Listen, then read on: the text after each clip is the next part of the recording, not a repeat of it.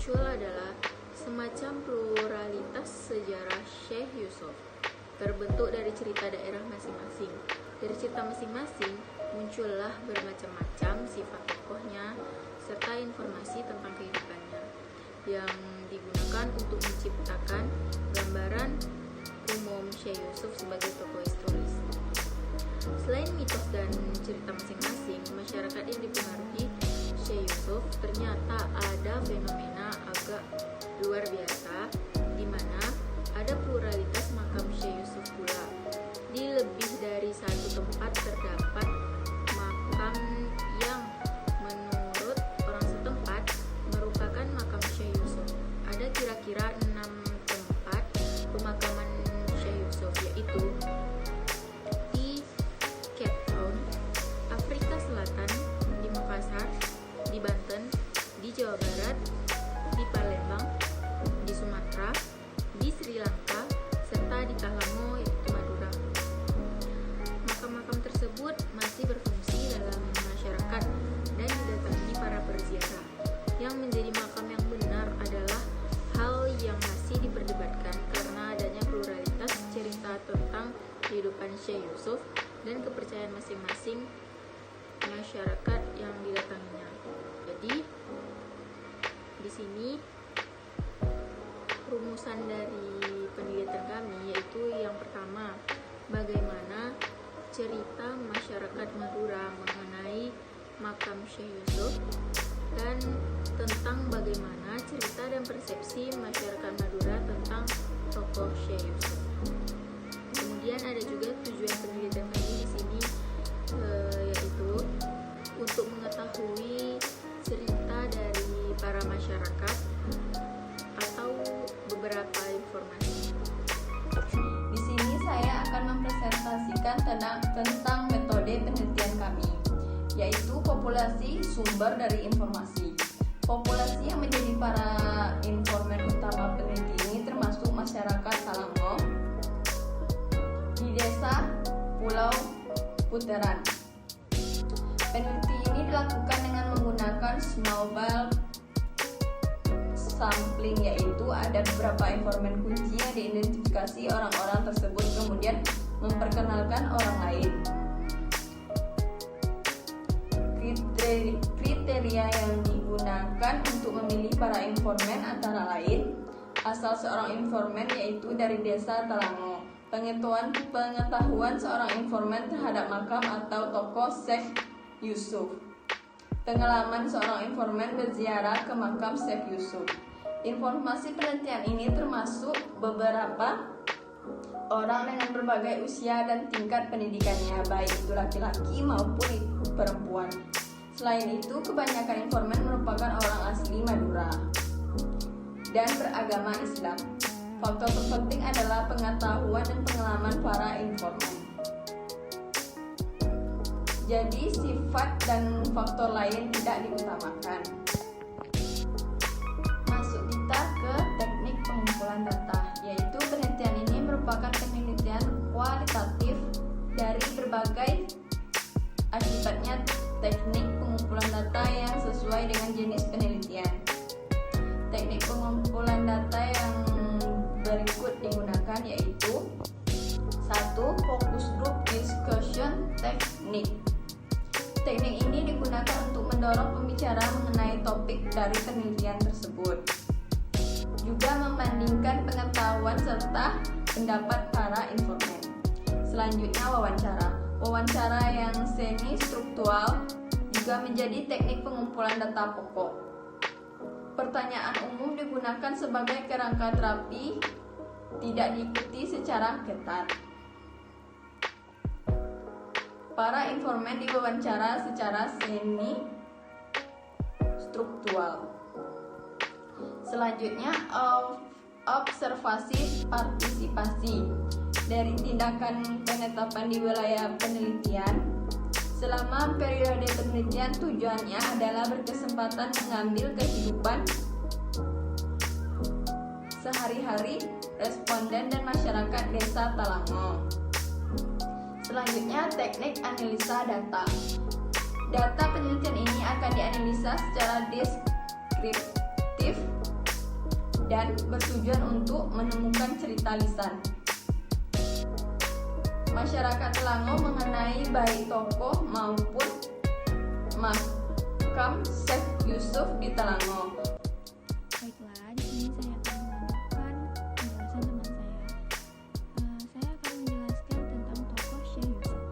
Untuk mendapatkan gambaran latar belakang yang cocok untuk penelitian mengenai pengetahuan umum tentang tokoh Syekh Yusuf akan bermanfaat.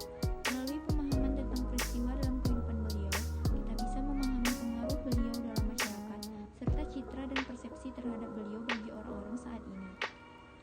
Yang dimaksud adalah perbuatan dan pengalamannya menciptakan pengaruh baik pada orang lain, sehingga sebuah pemahaman umum mengenai kehidupan Syekh Yusuf sangat berguna untuk bisa mengetahui penyebab persepsi tentang beliau. Berikut ini adalah riwayat hidup Syekh Yusuf secara singkat berdasarkan beberapa kajian ahli. Menurut kebanyakan sumber informasi, Syekh Yusuf lahir pada tahun 1626 di Goa, Makassar, Sulawesi Selatan. Beliau lahir dalam masyarakat yang kompleks dan penuh dinamika, termasuk situasi perang dengan kerajaan Sulawesi Selatan dulu.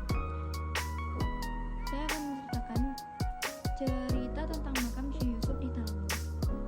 Selama penelitian tentang makam Asta Yusuf muncul fenomena di mana dari satu segi terdapat universalitas pendapat, yaitu dari setiap responden mewawancara serta fokus group discussion muncul cerita sejarah makam Syekh Yusuf yang hampir sama. Yang penemuan makamnya di Selangor dan yang menarik diamati adalah walaupun kadang-kadang terdapat rincian kecil yang berbeda, secara keseluruhan cerita sama. Yang berikut adalah sejarah makam Syekh Yusuf seperti diceritakan oleh juru kunci utama Asta Yusuf. Dia berkata, yang menemukan makamnya pertama Raja Sumeneb, Sultan Abdurrahman tahun 212 Hijriah, mempunyai niat untuk menyebarkan Islam ke Pulau Bali. Hari Kamis malam Jumat dia naik kapal layar. Waktu itu masih zaman Belanda. Dalam perjalanan dia lihat nur atau cahaya. Dia lihat di hari atas kapal, nur itu tembus ke langit. Insya Allah di Pulau Putaran ada seorang wali. Tutur katanya. Baiklah, di sini saya akan menyampaikan kesimpulan dari materi kami yang kesimpulannya sebuah sejarah terdiri dari semacam pluralitas versi. Setiap versi tergantung pada pihak siapa yang difokuskan. Dalam masyarakat sering muncul dominasi satu versi sejarah sedangkan versi lain jarang diamati atau diberi suara, dan hal ini disebabkan banyak alasan. Sejarah Syekh Yusuf juga bermacam-macam versinya. Beliau merupakan seorang tokoh penuh dengan misteri yang sempat menimba pengalaman di berbagai tempat di dunia. Sebagai akibat pengalaman dan rasa hormat masyarakat di berbagai tempat kepada Syekh Yusuf, terdapat berbagai versi cerita tentang beliau. Bahkan tersebar pula kisah yang berbeda-beda tentang lokasi makam beliau. Versi sejarah Syekh Yusuf yang berasal dari masyarakat Selangor, Madura, adalah versi yang paling jarang diceritakan serta disebutkan dalam sejarah formal maupun akademis. Walaupun terdapat kerumitan dan ketidakjelasan mengenai makam dan tokoh Syekh Yusuf dalam cerita-cerita masyarakat tersebut, terlebih lagi pengalaman dan makam Syekh Yusuf jarang diakui. Menurut peneliti, masyarakat Selangor bersih dalam memahami sejarah Syekh Yusuf sendiri seharusnya diakui. Cerita mengenai makam Syekh Yusuf yang dikenal secara lisan dalam masyarakat Selangor memfokuskan penemuan makam Syekh Yusuf oleh Raja Sumeneb, Sultan Abdurrahman.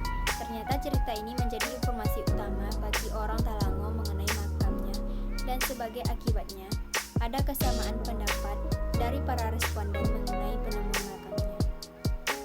Karena tidak ada informasi yang bertentangan, cerita ini berasal dari kerajaan Sumeneb, maka tokoh utama dalam cerita ini adalah Sultan Abdurrahman, sedangkan peran Syekh Yusuf dalam keterangan lain tidak disebutkan.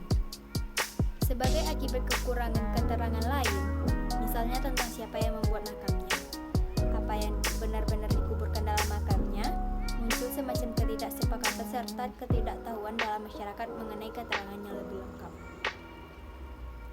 Sebagai contoh ketidaksepakatan pendapat, ada satu versi cerita yang mengatakan bahwa yang dimakamkan di Asta Yusuf, makamnya di Talangmo, adalah roh Syekh Yusuf saja, sedangkan terdapat versi lain yang berpendapat bahwa jenazah aslinya dimakamkan di sana. Jadi, dari pengamatan peneliti cerita Madura mengenai makam Syekh Yusuf, terdiri dari satu versi utama, yaitu yang mengenai penemuan makamnya.